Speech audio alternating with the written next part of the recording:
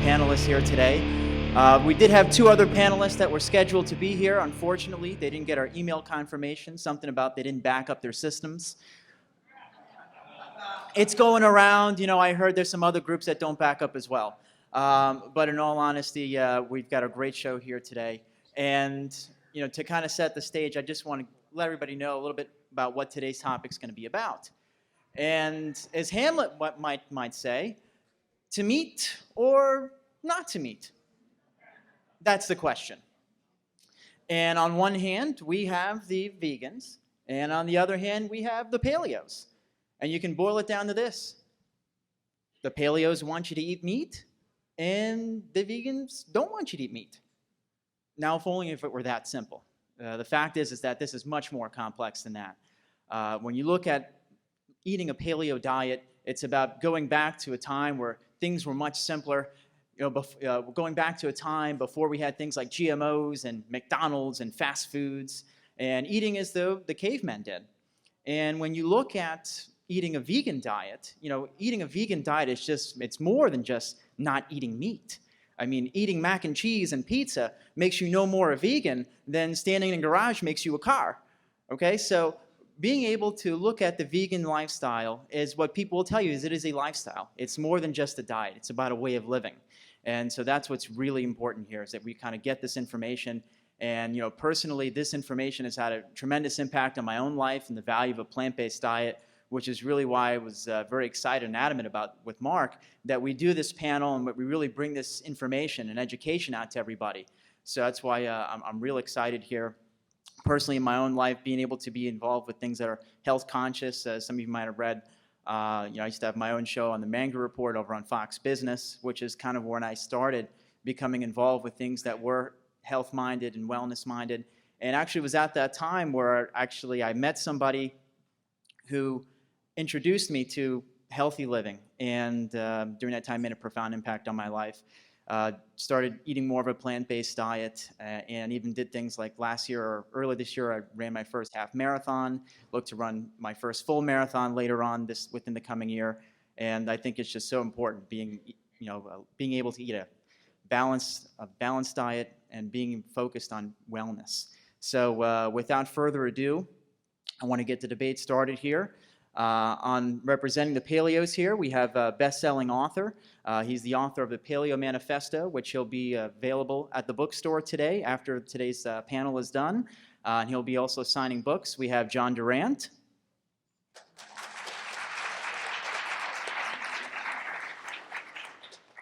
And then representing the vegans, really a true titan and someone I was very moved by his presentation earlier on conscious capitalism.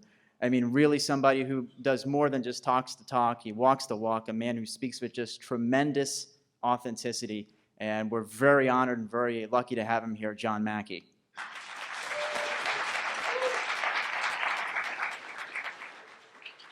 So the format for today's debate, we're going to have about 8 to 10-minute opening presentations, followed by kind of conversation, rebuttal style. We're going to talk about all kinds of different issues, everything from GMOs, talking about are fish safe to eat, the value of carbohydrates, how does diet impact our immune system. We're really going to delve into a lot of these different issues as they come up, and then afterwards we're going to have a brief time for Q&A. So we hope to fit everything in, and without ado, let's get started with the vegans here and John Mackey.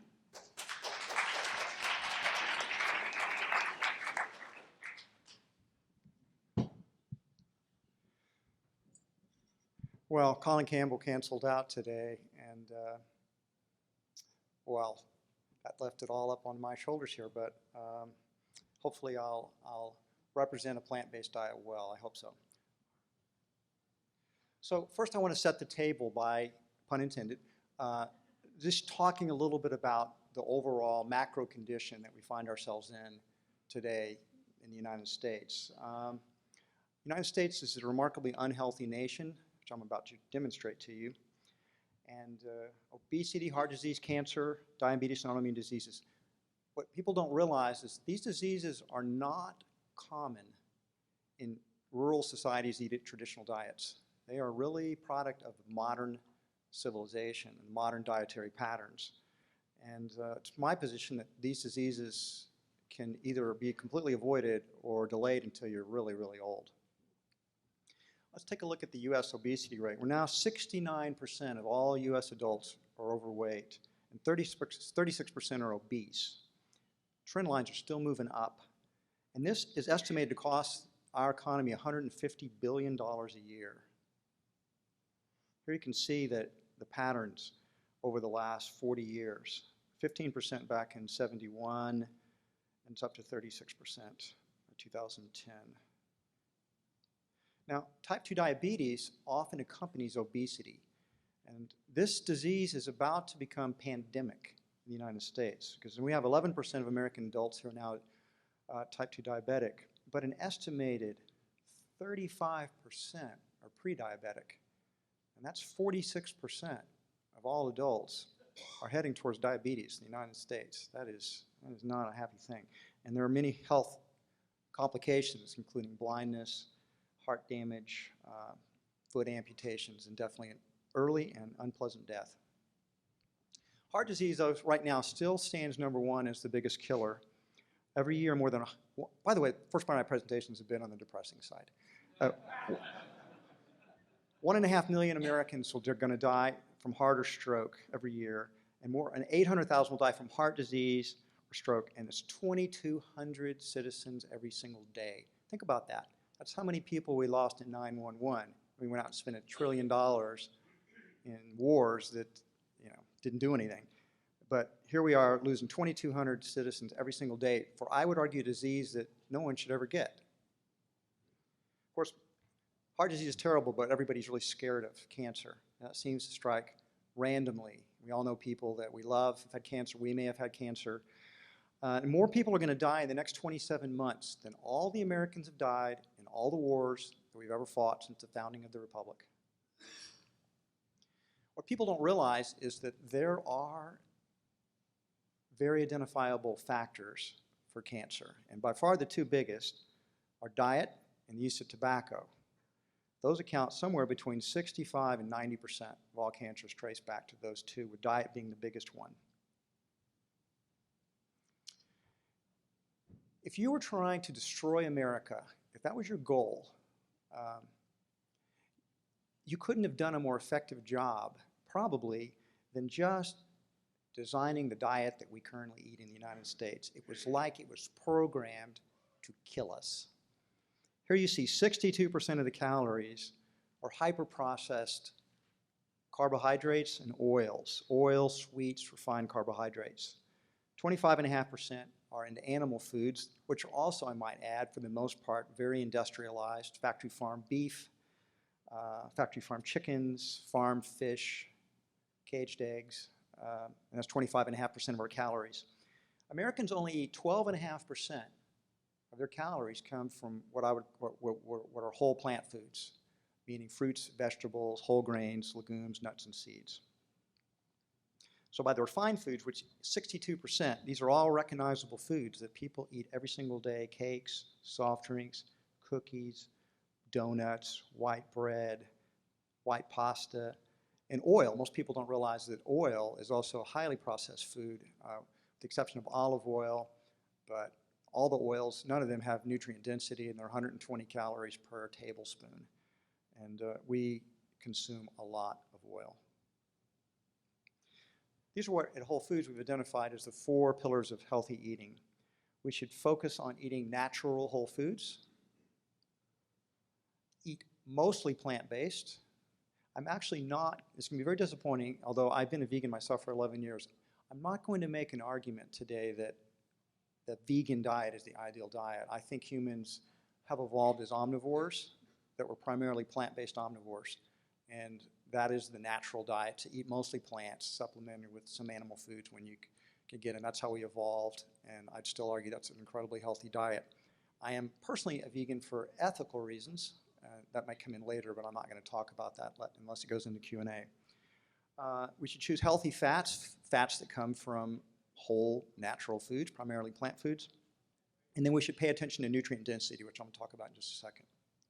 So what are not whole foods? What are not natural whole foods? Refined grains and flours. I know John's going to have some nasty things to say about that.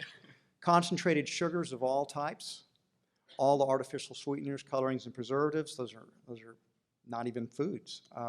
All the food oils, concentrated fats such as butter and lard, and most processed foods that you'd find in the center of the store. And I might add, most of the foods that you oftentimes get in restaurants.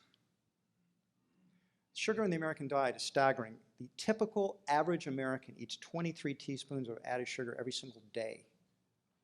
I eat very little sugar. I think he probably eats none. So somebody out there is getting 46 teaspoons a day. You know who you are.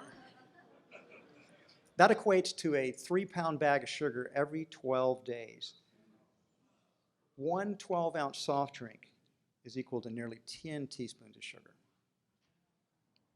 Look at how the soft drink consumption has gone up in our country. When I was a boy, I'm not going to tell you how old I am, but I am older. And when I was a kid, soft drinks were very rare. They were in these 6-ounce Coke bottles, 6 ounces.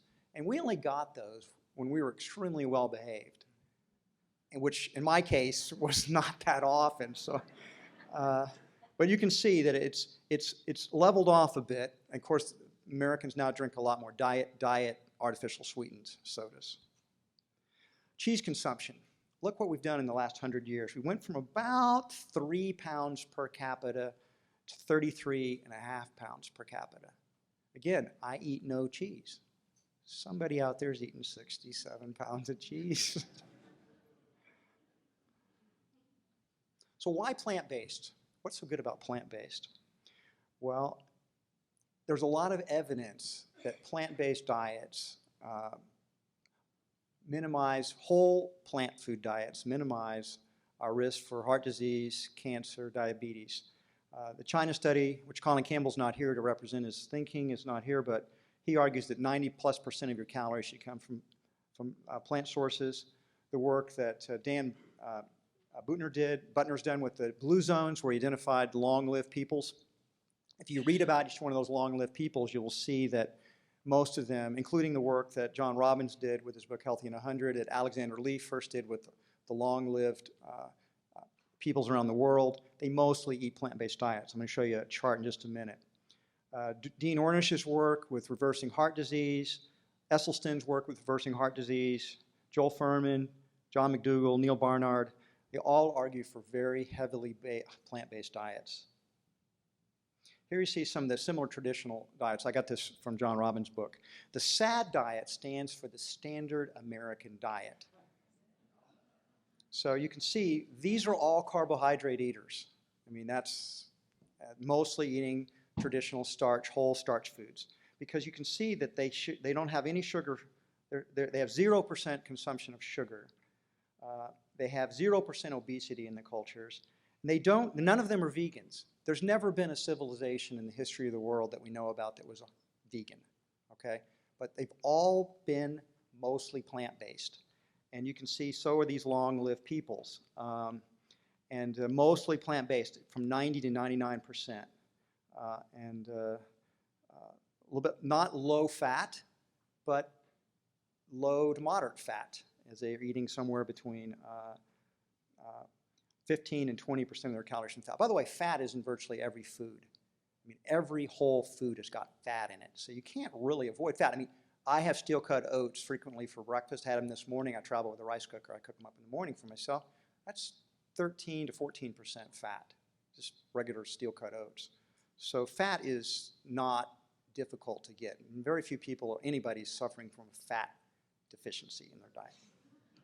This is a very important concept. This is the micronutrient density per calorie of different types of food. By micronutrients, we're talking about vitamins, we're talking about minerals, we're talking about phytonutrients. You can see that sugar and oils and refined grains, the foods that Americans eat the most of, have the least nutrient density of any possible food you could eat. Then you move up from there to cheese and dairy products, and you get into red meat, eggs, and the most nutrient-dense animal food you can eat. And it also has the wonderful thing of omega-3s, although it can also have heavy bioaccumulation of mercury and whatnot as fish. Then you get into wild meats and fowl just below that. And then, as you can see, by far the most nutrient-dense food you can eat are really green vegetables. particularly leafy green vegetables. These are the nutrient powerhouses. And then we move down from there. So what about low-carb diets? That been around for the last 2 decades. We've got the Atkins diet, we've got the South Beach diet, the Zone, and more recently, Paleo diet and the Primal diet. Now, these diets they can lose weight for people. There's no question about it, particularly in the short run. If you're careful about the calories consumed, once you begin to take high levels of glucose out of your system and your insulin levels are not popping up, your body will begin to burn fat off. And that's why those low-carb diets work. So it can be a healthy diet to lose weight, but I would question whether or not in the long term that's going to be the healthiest diet that can sustain you. I would argue that we have evolved primarily as plant eaters. If you look at our teeth, if you look at our digestive systems, they are very, very similar to our primate cousins. I mean, we share over 98% of the same DNA that gorillas have and close to 99% of the DNA that chimpanzees and bonobos share. And gorillas are 100% vegan, and chimps and bonobos are somewhere between 95 and 99% plant eaters. And the main animal foods they eat are insects, which John will have more to say about. But termites, in particular, chimpanzees are fond of. And they get eggs, and when they can get meat, they go for it. They just can't get it that much. But when they can get a little monkey, they will rip it apart and eat it. And so chimpanzees were thought to be vegetarians for a long time, but Jane Goodall put that rumor to bed. But still, they're mostly plant eaters. There's strong correlative evidence. Now, somebody's going to say, well, correlation is not causation, but you can't do these type of controlled experiments on human beings. You can do them on rats. You can do them on some laboratory animals, but you can't prove causation in nutrition very easily. But that doesn't mean correlation is not important statistical data. And the correlations show that people that eat high levels of animal foods over the long term, A, don't live as long, B, they get heart disease, and C, they have higher incidence of cancer. That's what the data shows. Simple carbohydrates, such as concentrated sugars, white rice, white flour, white pasta, these should be minimized or completely eliminated from your diet. This is something I completely agree with on the paleos people, and I agree with John's going to say on that. These are very bad foods. They don't have nutrient density in them. They wreck your blood sugar. All the criticisms that are made about those diets from the paleo perspective I think are 100% correct. But I think they throw out the baby with the bathwater, because I think the starch foods that are natural whole foods, such as yams, beans, winter squashes, intact whole grains, but not flour, once it's ground into flour, it begins to play havoc, again, on your insulin levels. So I personally try to avoid bread, for example. I try not to eat very much pasta and other, certainly not donuts and that kind of stuff. I think that's really, really bad for you. Here's the main point. All known historical civilizations we've ever known all subsisted primarily on starch foods, no exceptions. You can find some people on the margin like the Inuits up there in the Arctic Circle. They can't grow anything. They've made a life out of living just on animal foods for the most part. But I'm not sure, they don't, now they're sick as can be because they got Western foods in there, and we don't really know enough about them pre-Western foods. But we do know that all the historical civilizations are primarily subsistent on heavy doses of starch foods. What about the paleo diets? There are many good things I like about the paleo diet. The people that I've known that switched to paleo diets, many of them flourish on it.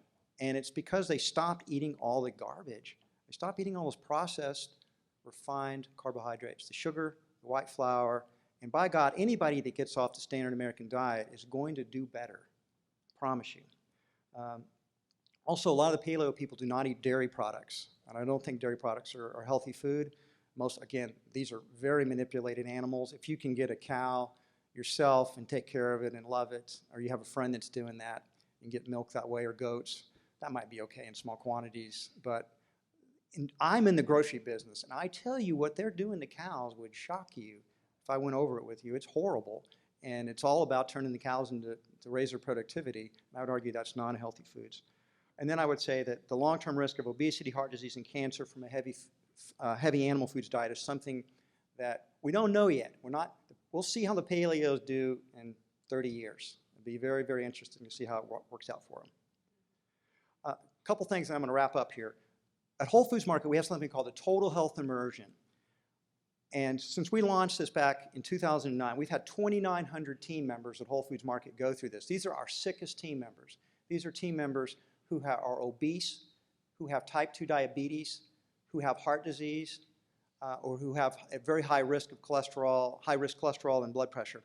We've put them through it, and those who stick with the diet, and we've worked with 4 different programs, will stick with a natural whole foods, mostly plant-based diet, doesn't have to be vegan, make significant health gains. Their cholesterol plummets, type 2 diabetes is reversed. Well, I got a couple examples here. Here's one guy, store team leader of one of our Sacramento stores. In 6 months, he lost 70 pounds. His blood pressure dropped from 156/96 to 115/75. He reversed his type 2 diabetes. His blood sugar now tests between 70 and 80. We've had dozens and dozens of people lose over 100 pounds in less than a year through this program. And by the way, we're opening this program up for the public. If you see my presentation on Saturday, I think it is, I'll give you details on that. Here's another success story. He lost, in 4 months, he lost 75 pounds. Blood pressure dropped from 145/95 to 100/65. And his waist dropped from 58 to 40, and his blood pressure dropped, well, I don't have his cholesterol here, but I'm sure that plummeted as well. Okay, that's it for my presentation. Thank you.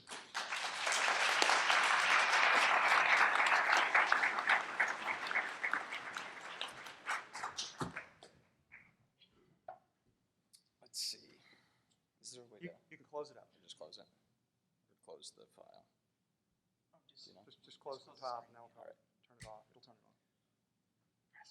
Well, it's great to be here, and it's an honor to be on the same stage as John Mackey. I really admire what you've done with Whole Foods and in the food system. And we were talking outside, and he suggested we call this a dialogue, not a debate. And I agree with that, because there are many things that we actually do agree about in terms of healthy diets, environmental things, ethical issues. And hopefully we'll get a chance to talk about those some more. So what's a healthy diet? It's a really complicated question these days. There are all sorts of different health authorities that are saying different things, and it's hard to figure out what direction to go. You have doctors saying one thing, and the local newscasters, and you have all these studies coming out that are contradictory. So the question is, how can we get 80% of the way there with all this confusion going on? And it's complicated because when you start talking about diets are very personal, right? There's a reason why when you look at any religion around the world, dietary rules are very important within them, because it separates insiders from outsiders, and there's some other reasons for dietary rules, but it's very core to who people are and their identity, and that's as true of paleo people as it is for vegans and lots of other folks. So it's hard to talk about human diets. If you were to go to a zoo, which is one of the things I do in my book, and you were to ask the zookeepers how to keep the animals happy and healthy, what any good zookeeper would tell you is mimic their diet in the wild, or at least start there. I mean, you don't have to end there. It doesn't mean that it can't be improved upon, but it's a good starting point, because you've got lions who are obligate carnivores, and you have panda bears that are herbivores, and you have omnivores and specialists and generalists and all sorts of different types of species. So when you look at the human record and our life in the wild during the Paleolithic, it's about a 2.6 million year period. We were omnivores as well. There is concrete evidence. You don't dispute this. There's concrete evidence about 2.6 million years ago where we were using stone tools to butcher bones. They have the cut marks on bones. So humans have been eating meat for a very long time. We're adapted to eating it. Our digestive system is the digestive system of omnivores. It's sort of in between an herbivore and a carnivore, as you might expect. And when you look at our closest primate cousins, chimpanzees and bonobos, they do eat some meat. It is a small percentage in terms of calories, but it's very socially important. Male chimpanzees will trade meat for sex. It plays an important role in mating, so it's valuable and desired.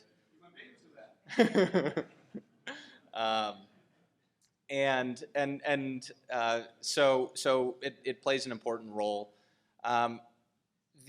When you start to look at contemporary or historical hunter-gatherer societies, it varies. The macronutrient composition of their diet varies depending on geography and season and things like that. But many of them get half of their calories or more from animal foods. There was a review of about 12, and I believe 7 of them, half of their calories came from animal foods.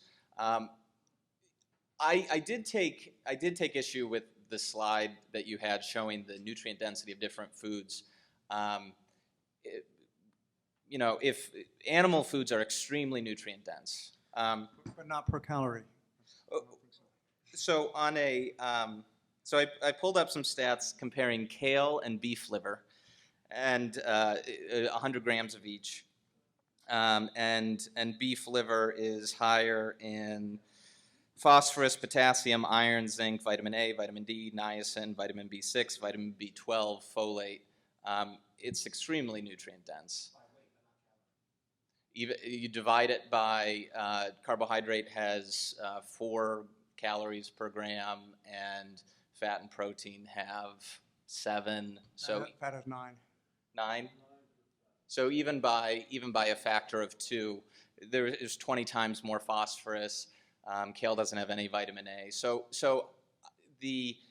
was that the Andy ranking? Was that the chart? It's based on vitamins, minerals, and the phytonutrients, which are very heavy in most vegetables and fruits. Things like the type of nutrients you get in a tomato that have anti-cancer properties, for example. So, yeah. Okay. So we have some disagreement on some nutrient density, and we don't have to get into the weeds on that. Like John said, I don't have an issue with anybody eating a diet that they either find meaningful or they find healthy. People are different. They can end up with different diets based on their genome and their gut bacteria and their allergies and injuries and preferences and things like that. But that said, there are still sort of broad guidelines for what may constitute a healthy human diet. We know that when the agricultural revolution took place and humans domesticated plants and animals, our diets became very grain-based, and there's a very clear record in our skeletons that humans lost about 6 inches of height. Our bone density decreased. A lot of this had to do with infectious disease, not diet. We were living in cities, so it's not all diet related. But health definitely declined. Cavities got much worse, and we shifted from a diverse omnivorous diet of wild salmon and blueberries and roots and tubers and fruit and nuts and seeds and every part of the animal to whole rye bread and beer all day, every day. And our health suffered for it. And you look at these skeletons, and you can tell that these people were just absolutely miserable. Whereas hunter-gatherers were taller, they had thicker bone structure, and they weren't in perfect health, but they were well adapted to the lives that they led, like other wild animals in the wild. When we look at these historical civilizations that had these carbohydrate-heavy diets, it's partly because they were poor. They were poor farmers who were growing grains. They were growing wheat and corn and barley and rye, and basically were serfs and subsistence farmers, while sort of wealthy, higher class people would be the ones that could afford or had hunting grounds and ate more meat-based diets. Um, just have a couple notes here. You know, I agree that anybody who shifts away from a heavily industrial diet, whether that's sort of a healthy version of veganism, and by healthy I mean eating vegetables and whole foods, not processed, technically vegan. You know, people who stop drinking 7 Coca-Colas a day and eat some version of a whole food, they're going to get healthier. A point that I would make, though, there's a lot of debate over grains and legumes and nuts and seeds and things like that. And I want to step back and give you a little bit of an evolutionary perspective on seeds. That's sort of the category, the reproductive organ of the plant. So grains, legumes, nuts, and seeds. Plants have evolutionary interests just like any other living organism. They want to propagate themselves, or the ones that have acted that way are the ones that actually do propagate themselves. So they don't want animals and insects to come along and gobble up the next generation. And that's the seed. And so plants fight, they can't run away. They don't have horns or hooves or hide. So they fight back using chemical warfare. Plants are nature's chemists. There's huge chemical diversity in the plant kingdom. Plants are the source of our medicines. They're the source of our poisons. They can be really good, or they can be really bad. It depends which one and how you prepare it. And I think we've forgotten that. I think there's this instinct now where we treat all plants, oh, it's a plant, it must be healthy, oh, it's an animal, it's not. If you're in the wild, you do not want to go up to a random plant and start nibbling on it. That is a good way to get a rash at best and get very ill or die at worst. And seeds are a concentration of both nutrients for the next generation and of some of these protective toxins. It's both. And a shell, again, is nature's way of saying stay out. It's a protective measure. So you look at wild almonds and they have cyanide in them. Now, domesticated almonds, that gene has been flipped and they don't produce cyanide and they're nutritious. So I don't have an issue there. Traditionally, lots of nuts and seeds and grains have been treated in ways to make them more nutritious. Fermentation, soaking, sprouting. Again, I think those are things that we would probably agree on, or at least those preparation practices. And a lot of beans and these other wild seeds are poisonous unless they've been treated. So I would just, to wrap it up, I think we can use the Paleolithic perspective as a starting point to think about parameters for what humans are most likely well adapted to. And then at that point, people can use personal experimentation to take it the rest of the way.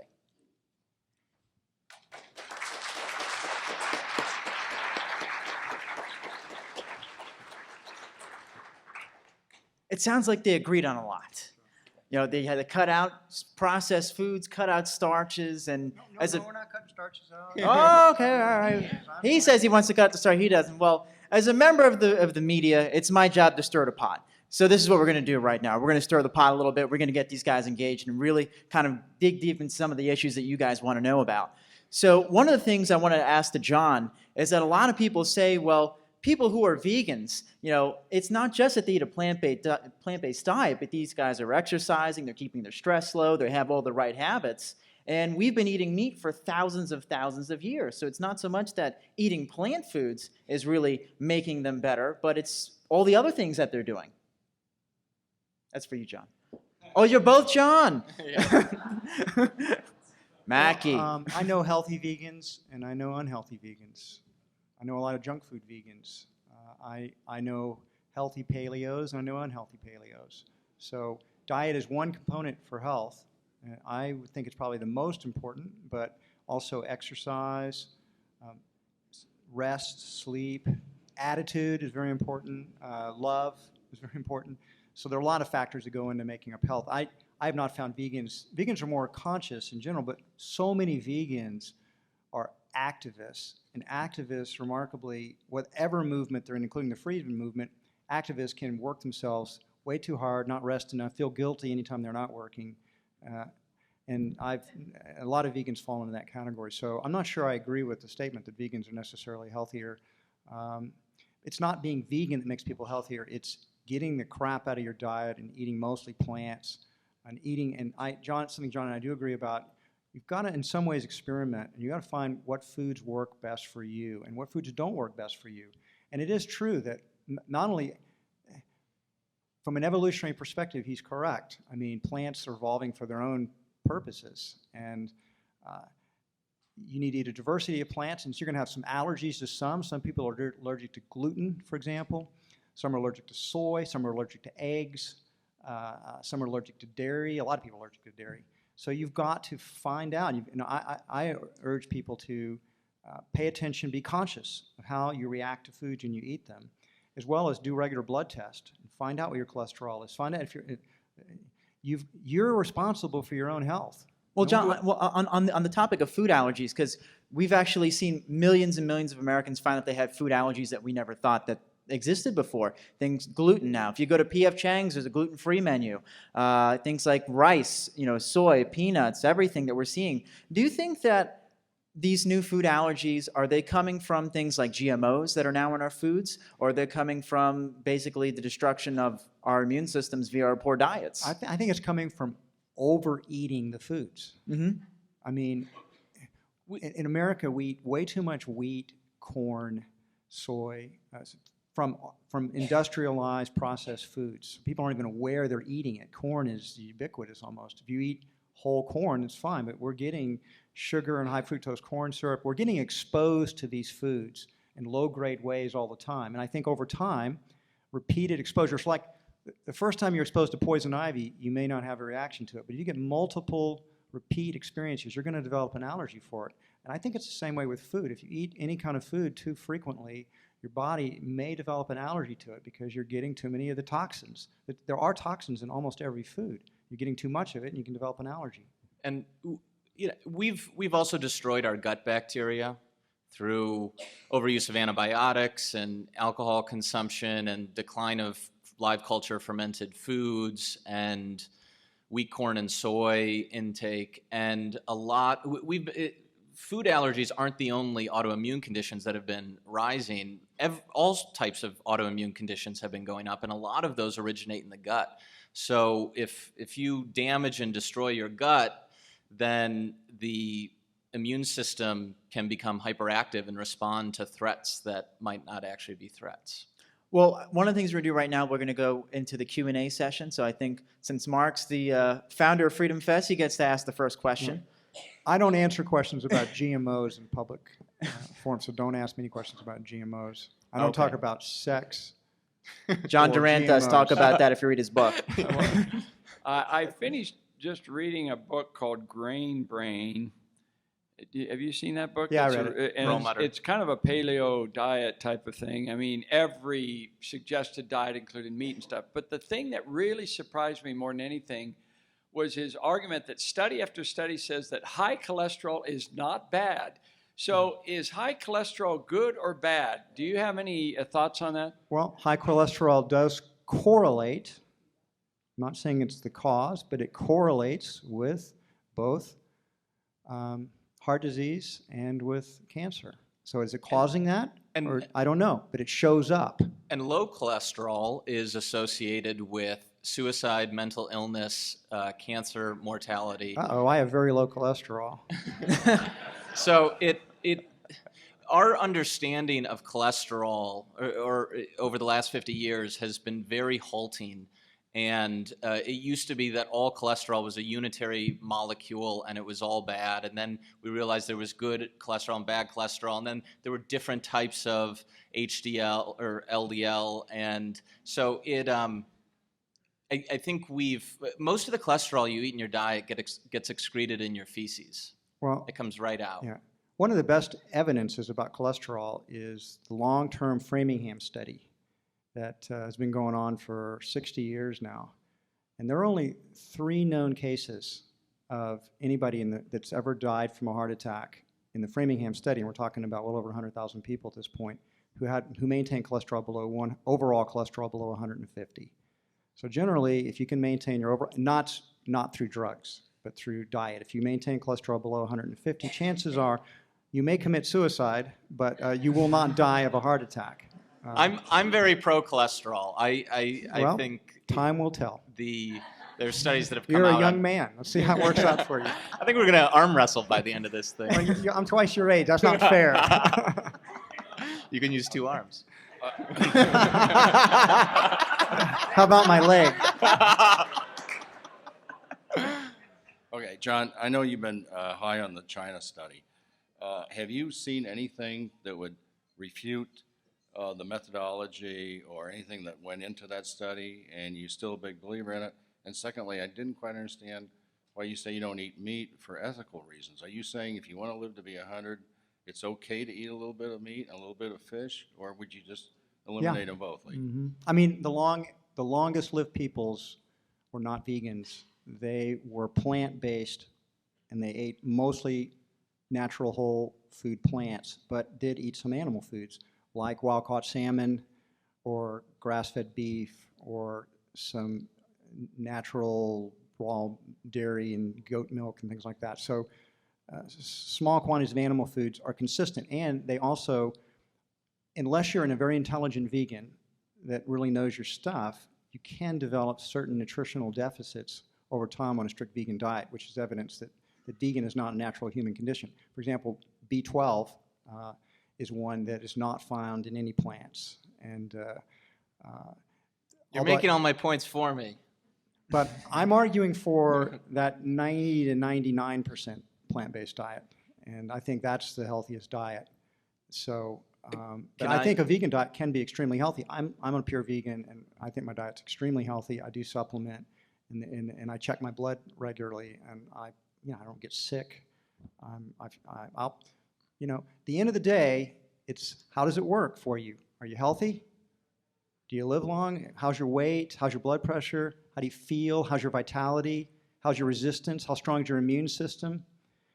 That's a test, and that's this working extremely well for me personally. And I've seen hundreds and hundreds and hundreds of people that have gone through our immersions at Whole Foods, reversed chronic diseases. And when I tour our stores, team members just come up to me all the time and thank me for having gone through the immersion. It changed their lives, and they're so grateful they got their lives back. And I think I've known people on a paleo diet who are also healthy. So different strokes for different folks, but I would argue that over the long term, the paleo diet has not yet been tested, and we will see how it fares over the long term. I'll pick a little fight over the China study. What doesn't come through in the book, The China Study, that does come through in the published literature from the data collected during that study, is that the single highest correlation between overall mortality and any of the dietary elements was wheat intake. Intake of wheat was the single highest correlation with overall mortality, which is really what most people are worried about. Fish was the most beneficial of the foods that had a strongly positive effect. So I do have some methodological issues with the China study. And I think that in the book, some of them have been glossed over. Unfortunately, Professor Campbell is not here to defend his study. Whew! But you know what? Read the China study and make up your own mind. Sure. I have read it, and I'm mostly vegan. And my question, you mentioned, John, regarding gut health, and that's a big problem. And you also mentioned in your slide, the amount of soft drinks and soda. So my thinking is, wouldn't it make sense to have like a probiotic soda? Kombucha, it exists. Yeah. That's tea, but other than kombucha tea, just soda made with fermenting probiotic water, mixing it with different flavors. But ginger. it's a probiotic beverage, and that's his point. And, Yeah, that's my point. And there's all kinds of probiotic beverages out there actually now. Many of them have too much sugar in them, so you got to pay attention to that. so you would recommend if you can find a good one that doesn't have any sugars in it, it would be Or little sugar. It's all Okay. a matter of degree. great. Yeah. Thanks. VSL is a good probiotic, by the way. VSL. Yeah. I am a vegan or a chegan because I cheat every once in a while and have little fish and Oh, chicken. Chegan, I love that. But It's a real tragedy, I think, for most people in this room not to have met Dr. Campbell. I had lunch with him last year at Freedom Fest, and I've seen him in 2 other presentations. And the facts that are most important to me as a PhD and someone who really analyzes things that comes out of the China study are that we have 17 times as much heart disease as the Chinese did in the 70s when that data was collected. And in the 70s, they were really vegan because they couldn't afford meat and dairy. They had 1/5 of the breast cancer that we have. And another figure that's so important is the difference between vegan and vegetarian. 87% of the protein that's in milk, not the fat, but the protein, is something called casein. And in his animal studies, when he gave casein, fed casein to his animals, I think it was Rabbits. rats, Rats or rabbits? the results were absolutely unambiguous. 100% death by cancer with a 20% diet of casein. Right. And the response that's often made by that, not to take the paleo position, but just on that particular issue, is that yes, that shows that casein, dairy products, are cancer promoters. But then a lot of paleo people say you shouldn't eat dairy. That's another industrialized product. And if you read Lauren Cordain, who's really kind of credited as the founder of that movement, he recommends no dairy products. well, And they would say that's what the China study shows, that dairy promotes cancer, but doesn't necessarily say that grass-fed beef does. At the same time, in terms of perspective, humans are mammals, and a strict, say, vegan position wouldn't include breastfeeding because breast milk comes from an animal. No. Well, let's be consistent here. Let's be consistent here. No other species after it gets past, it's weaned, continues to drink milk from another species. We're the only ones that do that. Correct. So I don't dispute that. But at the same time, dairy. When we look at some herding cultures like the Mongols or the Maasai in Africa, they also have low rates of cardiovascular disease, and they do tend to be robust. I mean, I eat a little bit of dairy in my own life, and I think there are drawbacks to it. But when you look at the Mongols, I mean, there are all sorts of historical reports that they were better fed and stronger than all the people they were conquering, and dairy was a huge part of their diet. One of the challenges now in the dairy is that we don't, and this is a challenge for just like John was talking about, foods have been altered so much, and today the type of dairy products that we get and the type of meat you get is all coming from factory farms. I think it's hard to prove it, but one of the arguments that a lot of the paleos make that I think is at least an interesting argument is that, well, of course, we're not eating the type of animal foods that we ate when we were paleo, where you caught a lean animal that was a wild animal in the wilderness, and you ate the whole thing. You're getting all the different organ meats and whatnot.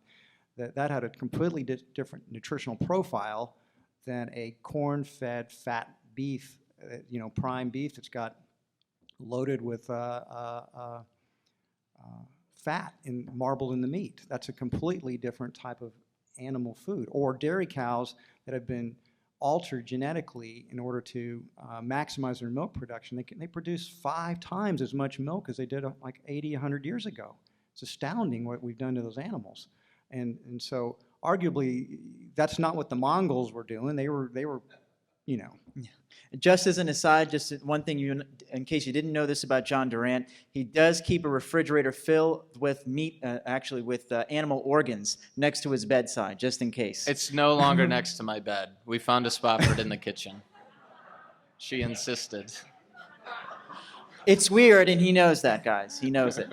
Sounds like Hannibal Lecter a little bit. Well, cannibalism was a fairly regular practice among Paleolithic peoples. But you're not advocating that, just to be clear. If I were to advocate it, you should eat somebody who eats paleo. Bioaccumulation of toxins, bad idea. Next question. Yes, Paleo John indirectly referred to my question a minute ago. Dr. William Davis, a cardiologist from Milwaukee, wrote a book called Wheat Belly. Would be interested in most of your comments from either one of you. Thanks. Well, there's been a lot of attention paid to wheat and gluten. What is gluten, by the way? Gluten you hear is- everything is- about gluten. What Gluten is is it? the main protein in wheat. It's actually a combination of sort of two different proteins. It's the main protein in wheat. Modern wheat has been bred to have a much higher gluten content than it used to. Farmers will basically get compensated on the protein content of their wheat. We've destroyed our gut bacteria. We don't use traditional baking practices anymore. And so it's quite possible that it may have been easier to eat wheat using traditional practices, traditional recipes, preparation methods than how people eat it today. The plant we call wheat today, according to him, bears no resemblance to amber waves of grain 2-3 generations ago. Nothing you eat today bears resemblance to Yeah. what things were. I mean, we've evolved our food. We've been evolving it. I mean, the fruits that you get, they have a much greater impact on our blood sugar than probably the fruits that we got pre-industrial, because they've been selectively bred to be sweeter. So more sugar, less fiber. And we've been, and that's not necessarily bad, we've made our food source far more edible and palatable, but there have been some trade-offs.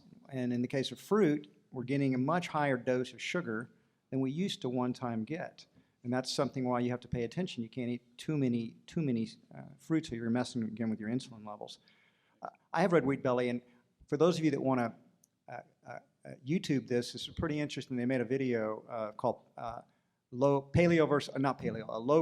versus low carb, or low carb versus vegan, and it's something Dr. John McDougall, one of the doctors Whole Foods worked with, who's also a good friend of mine, and it was very interesting because they show a lot of the advocates for low carbs, not necessarily paleo, but they show pictures of them. I mean, William Davis is fat to obese. If you'd like to come to the CrossFit Games in Los Angeles in a month or two, it is a very vital looking group. I'm of merely people. saying the spokespeople that are older for these diets. Lauren Cordain, I've seen pictures of him recently. I mean, he shows on his books a picture of him when he was like 30 years old, but you look at him today and he's borderline obese. Weren't the You've got lifespans? the Atkins diet. Dr. Atkins definitely, was an obese man. He probably died from stroke or heart attack, but they didn't do the autopsy. So, hey, you're 31 years old, dude. You look, you look great. There And, are a lot of I'm not vegans. gonna arm There are a wrestle lot you. of stick figure vegans who. I'm not, I have I not think we argued should back strictly for away from vegan. the- I've argued for plant-strong, All right. with a natural whole foods, plant-strong diet or plant-based diet. If you want to eat a little bit of animal foods, it's probably not going to harm you. Once you start getting your calorie base, in my opinion, much over 10% of your calories, the correlative evidence begins to show that your risk for heart disease and cancer begins to go up. Well, as far as for John Durant, wasn't the lifespan of a caveman much shorter than it is right now? Well, the lifespan of early farmers who ate almost an entire plant-based diet was very short, even shorter. So I don't think that's early hunter-gatherers had all sorts of threats, violence, other animals, weather, poisonous things. So hunter-gatherers today with very minimal modern medicines regularly live into their 60s and 70s. Their lifespan actually declined when we shifted from a hunter-gatherer, in my reading of the literature, animal-based diet to a plant-based diet. Well, one of the things we probably disagree on is that, to me, it was gatherer-hunters. They mostly lived on plant foods, and they ate animal foods when they can get them. They couldn't store them very well. They had to feast when they could get them, and they weren't able to be, frozen or put in the deep freeze. So you ate them when you had them, and you didn't always have them, and so you mostly subsisted, I think, mostly on plants. There's a lot of evidence that we don't really know what that true Paleolithic caveman diet is. So there's lots of different scientific disagreements about that. Evolutionary biologists are. It's a pretty well supported theory that once we started to have more regular meat in our diet, it helped allow the brain to expand. The brain consumes 20 to 25% of our calories. It's very expensive. It's like a data center that requires a lot of electricity, and you can't support that on just wild plants. My cats mostly just eat meat, and they're stupid as can be.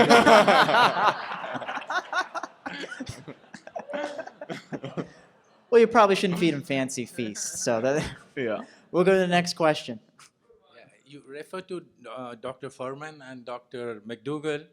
Both of them, when they fail with the patients, when they get an extreme case, they send to a doctor called Dr. Alan Goldhammer, who has gone one step further. In Santa Rosa, he has a SOS-free, which means salt, oil, and sugar-free, plant-based vegan diet with no flour as well, and does water-only fasting as well, which I have done 30 days, and I was cured of an incurable sickness. Yeah. When you talk of the paleo diet, there is a dispute, and we are more confused than ever about between paleo and vegan, what should be or what should not be.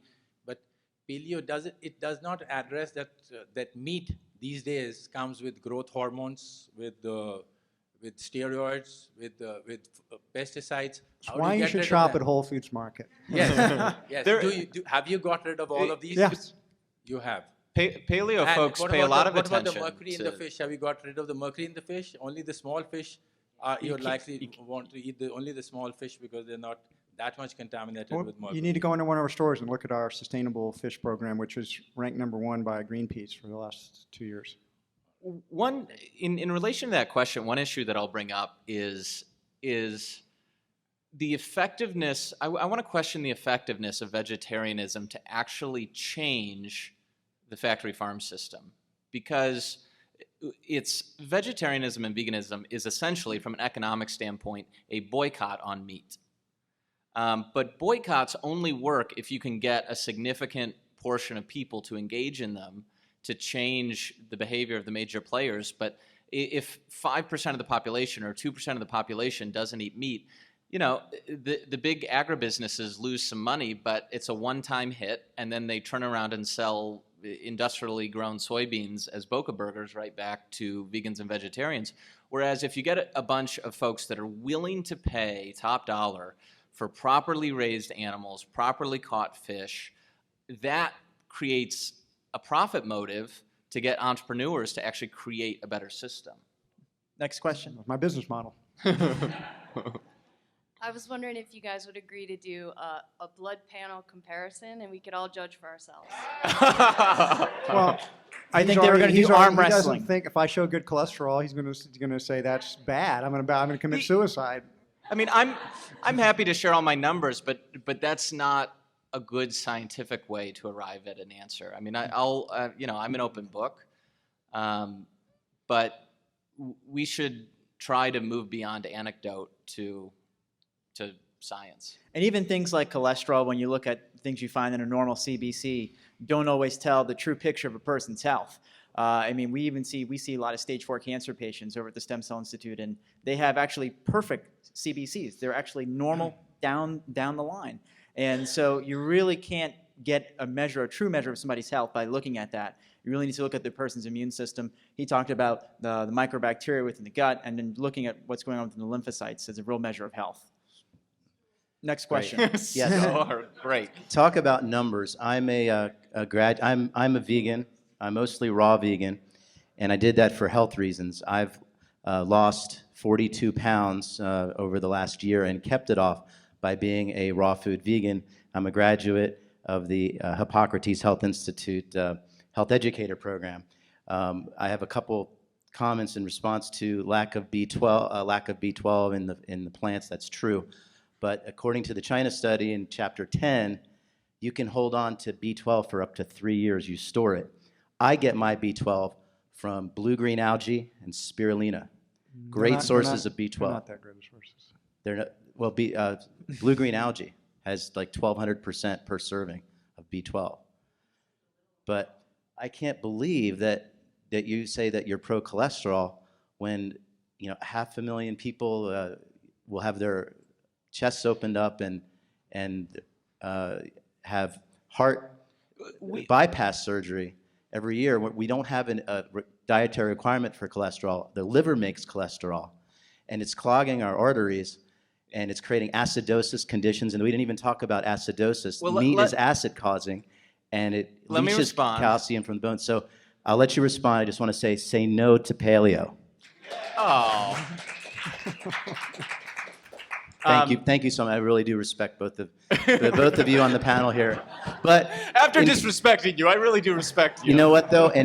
Here's the deal. No. All right, an you've ounce asked of your question. experience That's is worth- enough. That's Okay. enough. Next All right. guy. I agree with the magnitude of the issue here. There's an enormous amount of chronic health conditions that have exploded in the developed world.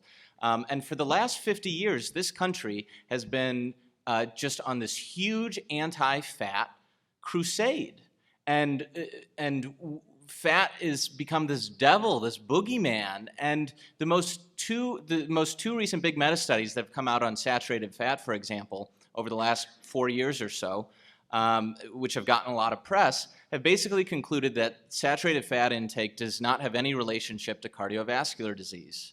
And if it is a deep, deep problem if our public health authorities are ignoring the science that's out there and are pushing an anti-fat orthodoxy that is actually killing people. So you say, how can I say that about cholesterol? It's because I think the current fear of cholesterol is killing people.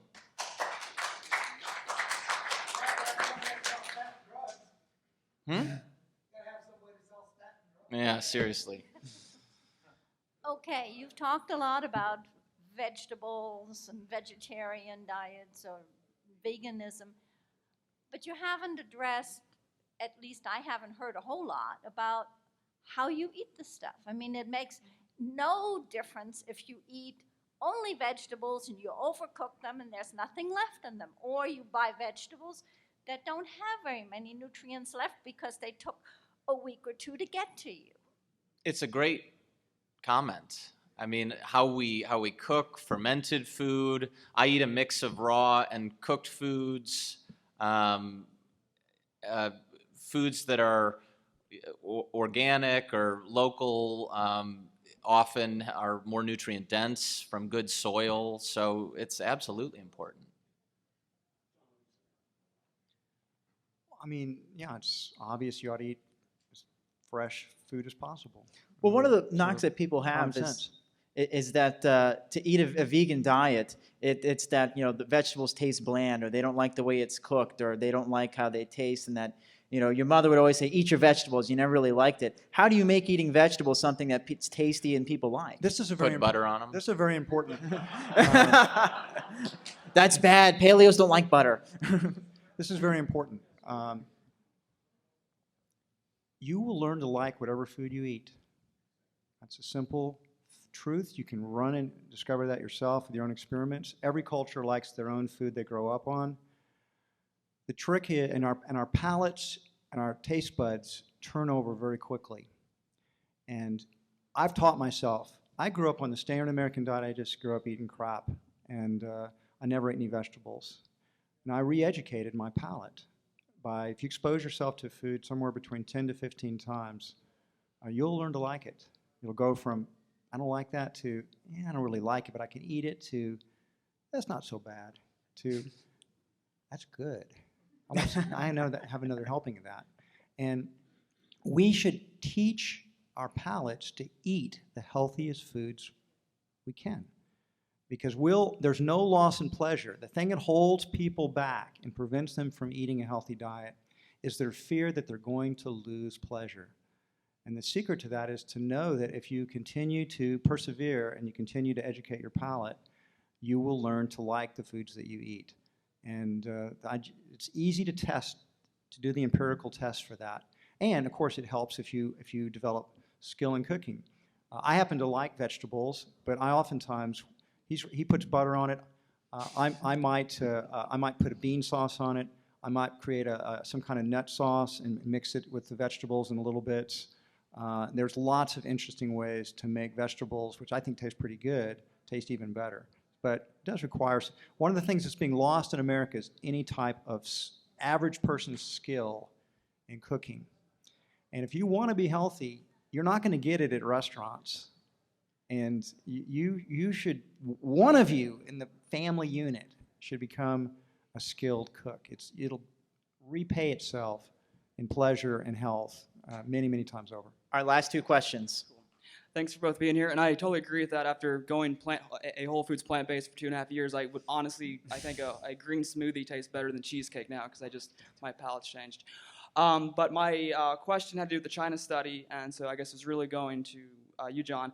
One thing that they demonstrated, also speaking on the misconception of fats being bad and cholesterol and all that, is the misconception that you have to have a super amount of protein, where the China study showed that it switches on your insulin-like growth factor hormones that makes your body go into growth mode where you'll grow really big, but your cells don't repair themselves, so that's why cancer becomes so prevalent. Could you speak on that? The China study doesn't show anything about insulin-like growth factor because that's Campbell's bringing other science or interpretation to bear.